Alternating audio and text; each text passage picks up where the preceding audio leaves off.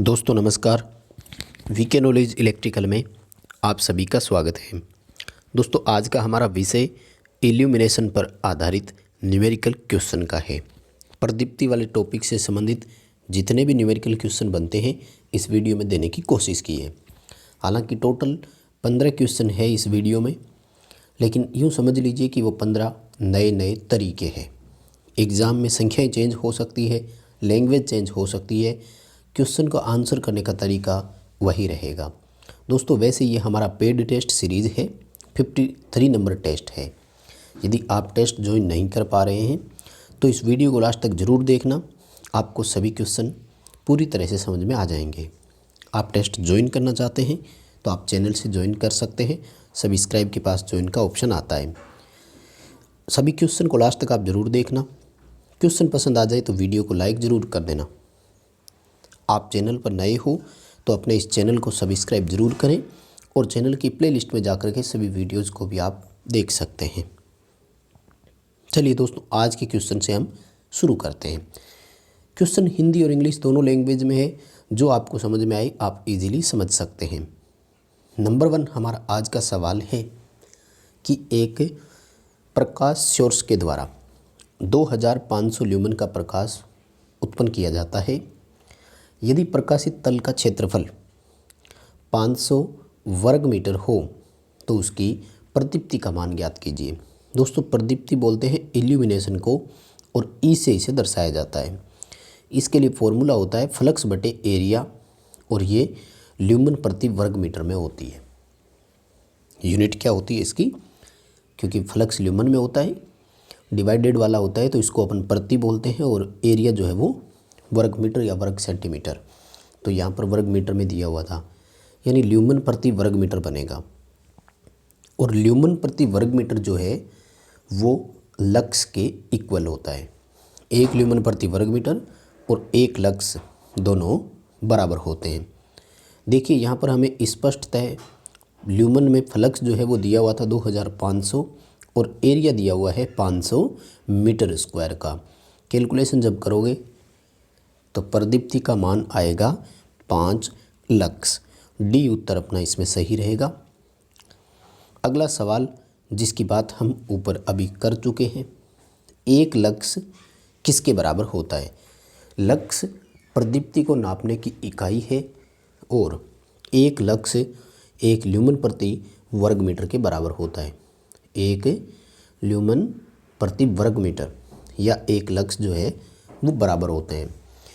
प्रदीप्ति की एक और इकाई भी होती है, उसको बोलते हैं फोट, लेकिन ये फोट बड़ी इकाई होती है।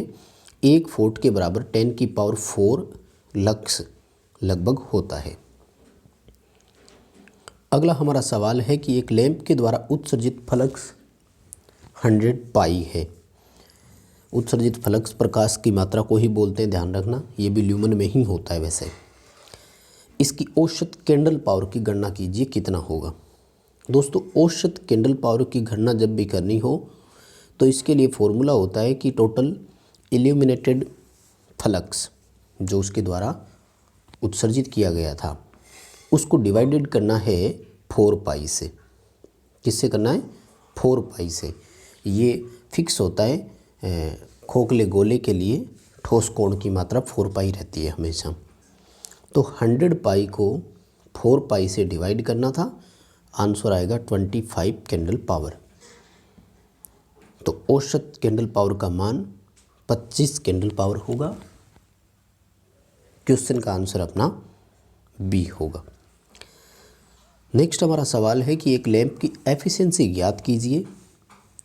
यदि वह 250 वोल्ट सप्लाई पर 4 एम्पीयर की धारा लेता है और 20,000 ल्यूमन का प्रकाश आउटपुट में उत्पन्न करता है। साथियों लैंप की एफिशिएंसी के लिए फॉर्मूला होता है कि जितना प्रकाश उसने दिया था, क्योंकि एफिशिएंसी के लिए क्या होता है, किसी भी मशीन की एफिशिएंसी हम ज्ञात करते हैं तो आउटपुट बटे इनपुट होता है। आउटपुट के रूप में लैंप हमें प्रकाश देता है और इनपुट में वो हमसे शक्ति यानी पावर लेता है। प्रकाश ल्यूमन में होता है और शक्ति वाट में, इसलिए लैंप की दक्षता की इकाई ल्यूमन प्रति वाट बनती है। यहाँ पर जो ल्यूमन अपन को दिया हुआ है प्रकाश, वो है 20,000 ल्यूमन। लैंप की शक्ति वाट में होती है, वो हमें नहीं दिया, लेकिन हम V इंटू आई करेंगे तो लैंप की शक्ति वाट में आ जाएगी। जब आप कैलकुलेशन इसका करेंगे तो आंसर अपना 20 ल्यूमन प्रति वाट आएगा। क्वेश्चन का आंसर रहेगा डी, 20 ल्यूमन प्रति वाट। अगला हमारा सवाल है कि एक लैंप की एफिशिएंसी 30 ल्यूमन प्रति वाट है, 240 वोल्ट सप्लाई पर यह 5 एम्पियर करंट लेता है। आउटपुट प्रकाश की मात्रा बताइए कितनी है। ठीक है, ल्यूमन प्रति वाट नहीं होगा, ये केवल ल्यूमन में होगा, ध्यान रखें। आउटपुट प्रकाश पूछा गया था, यूनिट लिखने में एरर हो गया।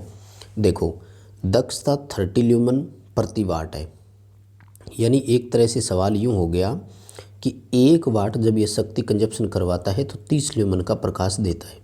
ठीक है, तो इसका जो पावर कंजप्शन है वो कितना है, 240 इंटू 5 कर दीजिए, उत्तर आएगा अपना।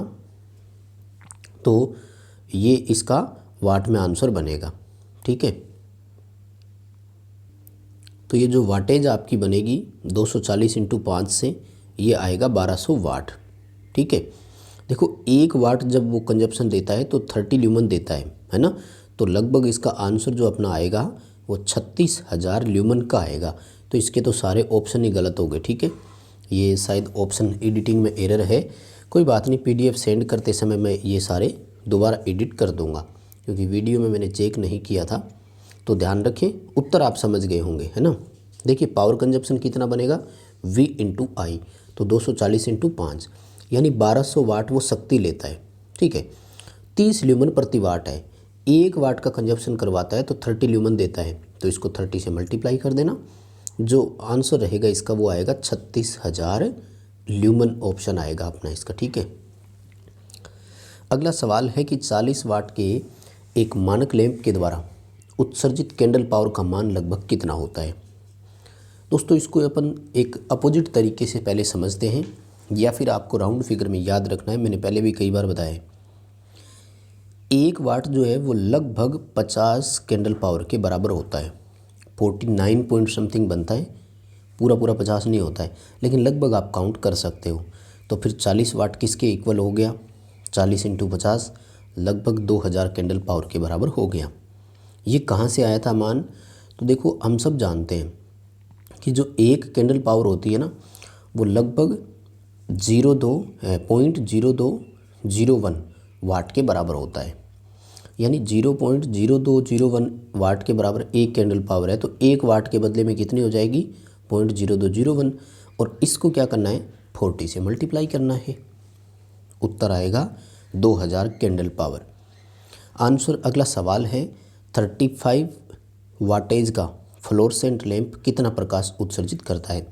दोस्तों फ्लोरेसेंट लैंप की एफिशिएंसी 70 ल्यूमन प्रति वाट होती है, लेकिन ये ऑप्शन पर भी डिपेंड करती है, ध्यान रखना। कुछ जगह इसका ऑप्शन 60 से 65 ल्यूमन प्रति वाट ही देते हैं, फिर वहाँ 70 का ऑप्शन ही नहीं होता। वैसे 70 ल्यूमन प्रति वाट मानते हैं, 60 से 65 का ऑप्शन आए तो इसका भी करना ही है।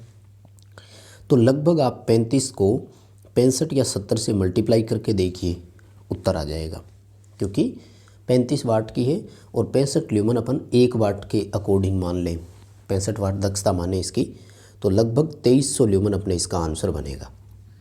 क्वेश्चन का आंसर अपना बी रहेगा, 2300 ल्यूमन की ओर हमें जाना है। अगला हमारा सवाल है कि एक 5 इंटू 4 मीटर आयताकार कमरा है, इसको 40 लक्स प्रदीप्ति की आवश्यकता है, 100 ल्यूमन प्रकाश उत्पन्न करने वाले कितने लैंप की आवश्यकता हमें होगी।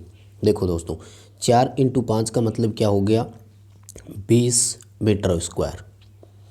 40 लक्स प्रदीप्ति का मतलब होता है 40 ल्यूमन प्रति वर्ग मीटर, मतलब 1 वर्ग मीटर का जब एरिया हो तो 40 ल्यूमन प्रकाश की आवश्यकता है। हमारा एरिया कितना है, 20 ल्यूमन, मीन्स हमें टोटल 800 ल्यूमन प्रदीप्ति की आवश्यकता हो गई। एक लैंप कितना दे रहे हैं, 100 ल्यूमन का प्रकाश, सीधी सी बात है 8 लैंप की हमें आवश्यकता होगी। सी ऑप्शन अपना इसमें सही रहेगा। अगला सवाल कहता है कि एक लैंप की कैंडल पावर 100 है, इसके द्वारा उत्सर्जित प्रकाश की कुल मात्रा बताइए कितनी है। देखो टोटल फ्लक्स जब ज्ञात करना हो तो कैंडल पावर इंटू 4 पाई करना होता है। 100 कैंडल पावर है, उसको 4 से मल्टीप्लाई करेंगे, 400 पाई हो जाएगा। क्वेश्चन का आंसर अपना ए रहेगा 400 पाई। अगला सवाल है कि स्पेस यानी खोखला एक गोले के द्वारा किसी भी बिंदु पर बनाया गया ठोस कोण किसके बराबर होता है? वो 4 पाई के बराबर होता है। ठोस कोण की इकाई स्ट्रेडियन होती है। 4 पाई स्ट्रेडियन के वो बराबर होता है किसी भी बिंदु पर यदि एक गोला बनाता है। क्वेश्चन का आंसर सी रहेगा, 4 पाई आएगा। अगला सवाल कहता है 6 वोल्ट के लैंप से हमें सीरीज लैंप सेट बनाना है। इस लैंप सेट को 240 वोल्ट 50 हर्ट्ज सप्लाई से संयोजित किया जाना है। 6 वोल्ट के कुल कितने लैंप की आवश्यकता होगी? दोस्तों लैंप कैलकुलेट करने के लिए क्या फॉर्मूला होता है कि सप्लाई का वोल्टेज कितना है और एक लैंप का वोल्टेज कितना है। जो भी आता है इनका 5% लैंप एक्स्ट्रा हमें लगाने होते हैं। यानी 240 वोल्ट की सप्लाई, 6 वोल्ट का एक लैंप आए 40। हमें क्या करना है, इन 40 का 5% लैंप एक्स्ट्रा और संयोजित करना होगा। तो 5% इस 40 का आप और निकालते हैं तो आएगा 2 लैंप, यानी टोटल लैंप हो जाएंगे 42 लैंप। टोटल हमें 42 लैंप की आवश्यकता होगी। 5% लैंप एक्स्ट्रा क्यों लगाते हैं? क्योंकि लो और मीडियम वोल्टेज में 5% का फ्लक्चुएशन एक्सेप्टेबल है। यानी 5% वोल्टेज कम भी हो सकते हैं, अधिक भी हो सकते हैं। यदि किसी कारण से वोल्टेज सर्जिंग हो गया तो लैंप फ्यूज हो सकते हैं, इसलिए अतिरिक्त लैंप उन्हें फ्यूज होने से बचाता है। अगला सवाल है 4000 ल्यूमन प्रकाश प्राप्त करने के लिए 10 ल्यूमन प्रति वाट दक्षता वाले कितने लैंप की आवश्यकता होगी जब लैंप की रेटिंग 40 वाट हो। देखो 40 वाट रेटिंग है, 10 ल्यूमन प्रति वाट दक्षता है, मतलब 400 ल्यूमन का प्रकाश दे रहा है ना एक लैंप। हमें टोटल चाहिए 4000 का और एक लैंप हमें कितना दे रहा है प्रकाश? 400 ल्यूमन का। मीन्स हमें चाहिए 400 और हमें चाहिए 10 लैंप। ठीक है, ऑप्शन ही नहीं है क्या? 4000 ल्यूमन का हमें प्रकाश की आवश्यकता है और 400 जो है वो एक लैंप के द्वारा बन रहा है ना। तो कितने लैंप हो गए? 10 लैंप हो गए ना। 10 लैंप का ऑप्शन ही नहीं दिया, इसमें भी गड़बड़ हो गई। आज तो मैंने टेस्ट चेक नहीं किया था, टेस्ट देने वाले स्टूडेंट को काफ़ी प्रॉब्लम हुई होगी। 10 लैंप इसका उत्तर आएगा। ठीक है, क्योंकि 40 वाट की रेटिंग है, 1 वाट पर 10 ल्यूमन का प्रकाश देता है, मतलब एक लैंप ने 400 ल्यूमन दे दिया और हमें चाहिए 4000 ल्यूमन ही मात्र। अगला सवाल है कि एक 400 कैंडल पावर प्रकाश स्रोत से उत्सर्जित किरणें 10 मीटर की दूरी पर तल के साथ 60 डिग्री कोण पर आपतित होती है। प्रदीप्ति की गणना करें। दोस्तों इल्यूमिनेशन के लिए फॉर्मूला रहता है प्रदीप्ति तीव्रता बटे दूरी की स्क्वायर इंटू कोस फाई, यानी आई बटे D square into cos theta. ये फॉर्मूला आपको याद होगा। आई जो है वो होती है प्रदीप्ति तीव्रता कैंडल पावर में, 400 है, दूरी है 10, स्क्वायर करोगे 100 आएगा। कोस 60 डिग्री है और कोस 60 का जो मान होता है वो होता है 0.5। जब आप कैलकुलेशन करोगे तो उत्तर कितना आएगा? 2 ल्यूमन प्रति वर्ग मीटर। क्वेश्चन का आंसर अपना ए रहेगा। अगला अपना सवाल है कि एक लैंप की एफिशिएंसी ज्ञात कीजिए यदि 40 वाट इनपुट शक्ति पर 2000 ल्यूमन प्रकाश देता है। तो 2000 बटे 40 हो जाएगा, साधारण सा उत्तर इसका आ जाएगा और उत्तर आएगा 50 ल्यूमन प्रति वाट। नेक्स्ट क्वेश्चन, एक कैंडल पावर किसके बराबर है? तो ये तो स्टैंडर्ड मान है, आपको याद रखना है, 0.0201 वाट के बराबर होता है। बस दोस्तों ये थे आज के 15 क्वेश्चन पसंद आए तो वीडियो को लाइक ज़रूर करना, आगे अपने फ्रेंड्स को भी शेयर ज़रूर करना। आप चैनल पर नए हो तो चैनल को सब्सक्राइब ज़रूर करना।